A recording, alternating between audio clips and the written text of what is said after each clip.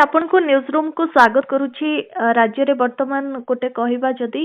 शीत लहरी जारी रही किंतु आज सबुठ अधिक शीत अनुभूत होछि। आज सकाळु सकाळु तेबे वर्तमान रो अपडेट कोन रहउछि, केते दिन धरि एमती शीत रहिबो? नमस्कार। वर्तमान आमर जो शीतर प्रवाहटा वर्तमान बहुत सक्रिय कंडीशन रे अछि। लगुच आउ 48 घंटा शीतर प्रभाव रहिबार यथेष्ट संभावना रहुछि। पर्टिकुलरली आमर जो 12 पर्यंत 10 तारीख 11 तारीख और 12 तापर शीतर प्रभाव मत लगुच कमी जीवो। कारण वर्तमान धीरे धीरे जो उत्तर पश्चिम वायुर जो प्रभाव चली अनवरत प्रभाव जो चली जनवरी 1 तारीख रु वर्तमान सेटारे किछिटा व्यतिक्रम देखा जीवो। आउ जो टिके बादल कंडीशन सृष्टि हवार भी संभावना अच्छी 11 रु 14। तेणु बादल कंडीशन आउ आमर जो बंगोपसागर उष्म आर्द्रतापूर्ण वायुर प्रभाव स्थल भाग आड़ को उत्तर भारत में सेमती आमर पश्चिमा झड़ टे वायु आर्द्रता रहिबो। जो उत्तर पश्चिम वायुर जो दिगटा टे परिवर्तन हम। गुरुचाप क्षेत्र वर्तमान धीरे धीरे समुद्र आड़ को प्रवेश कर स्थल भाग समुद्र आड़ को ता प्रभाव टे बादल कंडीशन सृष्टि हम आउ शीत कमिबो। द्वितीय जिनस हूँ वर्तमान आमर जो प्रशांत महासागर रे लालिनार सृष्टि होती जोटा आमर जुलाई और अगस्त 2024 रु अपेक्षा थिला जे केबे हबो। तो फाइनली वर्तमान लानिनार सृष्टि होती आउ मार्च एप्रिल पर्यंत रहिबो। सर जेतबेले लानिना सृष्टि हुए तो तार प्रभाव केमिति रुहे एवं वेदर कंडीशन से समय रे केमिति रुहे? लानिना आउ हमर इलिनो जो प्रशांत महासागर सामुद्रिक जो तापमात्रा रे व्यतिक्रम थाए से विश्वर जलवायु रे प्रभाव पकाए, किंतु तार प्रभावटा सांगे सांगे जना पड़िबनी। तार किछिटा समय सीमा थाए। समुद्र को वायुमंडल को प्रभाव वायुमंडल पुणी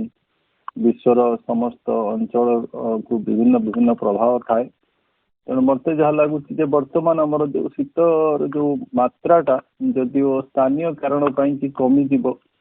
जेहेतु आमर जो बंगोपसागर सक्रिय रहुची उत्तर पश्चिम वायुर जो पश्चिम झड़ आसूची, किंतु आपण जदि ओभरऑल शीतर मात्राटा देखिए जनवरी मासरे शीत ओडिशा पई रहिबो, किंतु किछिटा समय कमिबो किछिटा समय बढ़िबो। जमी वर्तमान लगुच 11 जो 13 पीरियडटा जेहेतु वायुमंडल में बादल रही शीतर प्रभावटा कमिज। पुणी 14 पर शीतर प्रभावटा आंशिक रूपे पुणी बढ़िबो। तापर लगुच 20 पर आमर जो सर्वोच्च तापमात्रा वृद्धि घटिबो। कारण आमर जदि आपण ऋतुचक्र समय सीमा देखिए आमर 14 तारीख दिन मकर संक्रांति रोचे जोटा आमर सूर्यंकर उत्तरायण अवस्था को आनी थाए जोटा कि दिन तापमात्रा को बढ़ई थाए। जो लानिना कंडीशन कहले लानिना कंडीशन आमर जो मनसून समय आसूची ए वर्षर किछिटा प्रभाव पकई पार थाए। कि वर्तमान अपन देखिए आमर बंगोपसागर सक्रिय अच्छी जनवरी मासरे जो दक्षिण बंगोपसागर सक्रिय रहार संभावना रही। शीत जदि आकलन को ने शीतर प्रभाव रे कमिबो मात्रा कमी जीवो 12 पर किंतु ओवरऑल गोटे मध्यम धरणर शीत जनवरी मासटा रहिबो। किंतु 12 14 पर आमर जो आमर परिवर्तन हुए ऋतुचक्र रे शीतरु बसंत तेणु से अवस्था को आम धीरे धीरे अग्रसर हवा। सर जेतबेले आपण कहतिले जे बंगोपसागर सक्रिय रहिबो जनवरी मासटा, तबे वर्षा को नहीं वर्तमान रो अपडेट कोन रहउची कोन कहबे? वर्तमान जो दक्षिण बंगोपसागर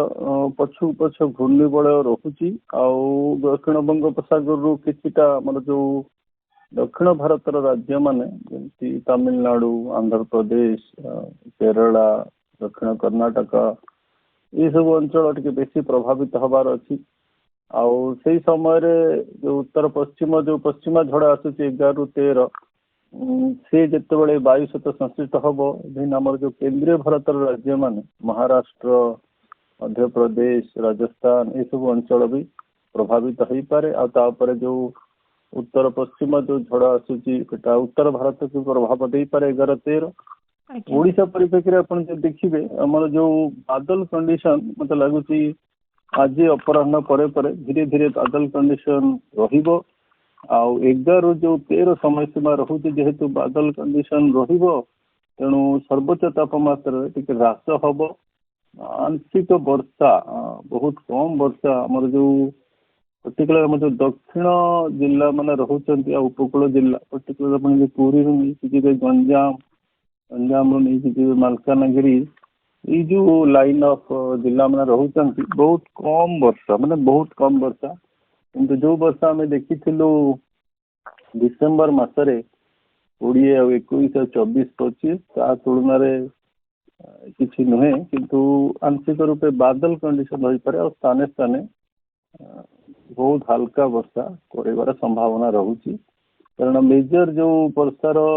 जो अंचलटा रोचे दक्षिण भारत घूर्णिबलय जो ना उत्तर भारत पश्चिमा झड़ जो केंद्रीय भारत पूर्व भारत में प्रभाव एते मत लगुनि पुणी गोटे सेमती अवस्था 15 ରୁ 17 तारीख रही संभावना रोचे कारण पछू पछ पश्चिमा झड़ रही पुणी लगुच 21 ରୁ 23 जो समय सीमा रोचे भी पश्चिमा झड़ रो से तार जो कंट्रीब्यूशन केंद्रीय भारत रही पारे पूर्व भारत में पर्टिकुलर ओडिशा रे विशेष परिस्थिति मत कहीं लगुनि सर कुहुडी को नहीं कौन कहे जदिओ आज सका आंशिक कुहुडी देखा मिलता तो किछि स्थान रे हुए तो घन कुहुडी होता पारे तो आपको नहीं कौन सब कहिबे कुहुडीटा आमर उत्तर भारत में बहुत सक्रिय अच्छी आम जो गांगे उपत्यका अच्छी प्रदूषण मिसी जाऊँगी तेणु ठंडा आर्द्रतापूर्ण वायु जो प्रदूषण मिसी जाऊँगी तो कुहुडीर समस्याटा टिके उत्कट रोचे उत्तर भारत में किंतु आप जदि पूर्व भारत में देखिए पर्टिकुलर ओडिशा परिप्रेक्षी सकाळ ओला ही कुहुडी रहिबो किंतु आमर जो 13 पर जो आमर वायुमंडल परिस्थिति रोचे जेहेतु आर्द्रतापूर्ण वायुर प्रवेश हम 12 पर तेणु मत लगुच 13 ରୁ 15 समय सीमा रोचे टिके अधिका आमर जो कुहुडी पर्टिकुलरली आमर जो दक्षिण भारत दक्षिण ओडिशा उपकूलवर्ती ओडिशा ये रही पारे तार जो कुहुडीर समय सीमाटा मत लगुच 12 ରୁ लेकी 16 ये जो समय सीमाटा रोचे टिके अधिका कुहुडी रही पारे कारण से समय ही जो वायुमंडल जो वायुर प्रभाव हम जल भाग रू स्थल भाग को टिके बेसी हबार संभावना अच्छे जेहेतु ठंडार परिस्थितिटा रहिबो तेणु उपकूलवर्ती अंचल दक्षिण ओडिशा रे मत लगुच कुहुडीर प्रभाव टिके अधिका समय पाई अधिका अंचल रहिबार संभावना रोचे किंतु जो परिस्थिति आमर उत्तर भारत में सृष्टि हुए से परिस्थिति मत कहीं लगुनि ओडिशा रे कि पाखपाख अंचल सृष्टि हबार संभावना अच्छे आज्ञा सर बहुत बहुत धन्यवाद सर आपन आलोचना पे